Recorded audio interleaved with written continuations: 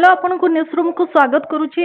जेभली भाव सुना मूल्य लगातार वृद्धि पाई आज कथा आम जब कह प्राय 24 कैरेट गोल्ड उपरे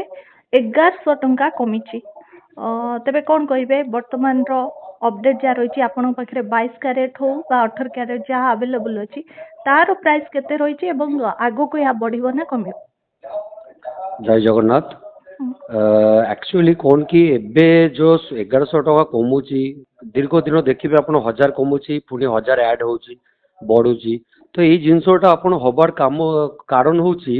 एटा आपण इंटरनेशनल मार्केट रे जे माने बाई करथिले से माने गोल्ड भी सेल करछथि तो जेतरे सेल अधिका करछथि से हिसाब रे 1100-1200 टका करेंसी आसुची आपण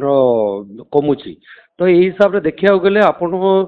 एटा शॉर्ट पीरियड पाई होची जा हेले भी रेटटा आगु को निश्चय कंटिन्यू बढ़िबो तो एबे 2-3 मास पाई हमर जेतिकी नॉलेज रे अछि एमती 1000-2000 कमिबो पुनी 1000-2000 बढ़िबो एई टाइप रो चालू थिबो एबे जेहेतु एबे बात्या आसुची बात्या परे परे आपन को कोन लागुची आपन व्यवसाय बात्या संगरे गोल्ड रो रेट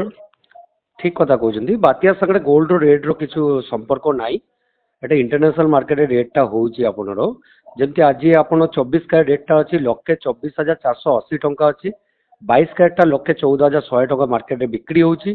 आ आपण सिल्वर भी देखंतु केजी पिछा एबे 1,70,000 अछि तो एबे जेमिति आपण कमुची बढ़ुची एई जिंसोटा आपण जोटा इंटरनेशनल जे माने परचेस करथिले से माने भी करेंटली सेल कर दउछिन से माने भी रिस्क हो जाउची तो सेति पई कमुची बढ़ुची तो एटा कंटिन्यू आपण ए 1000-2000 देखिबे आपण 2 থেকে 3 मान भीतर एमती ट्रेंड रहिबो किंतु आगु को निश्चय सोना जेमिति ऊपर को छुईला सेमती ऊपर को छुईबो।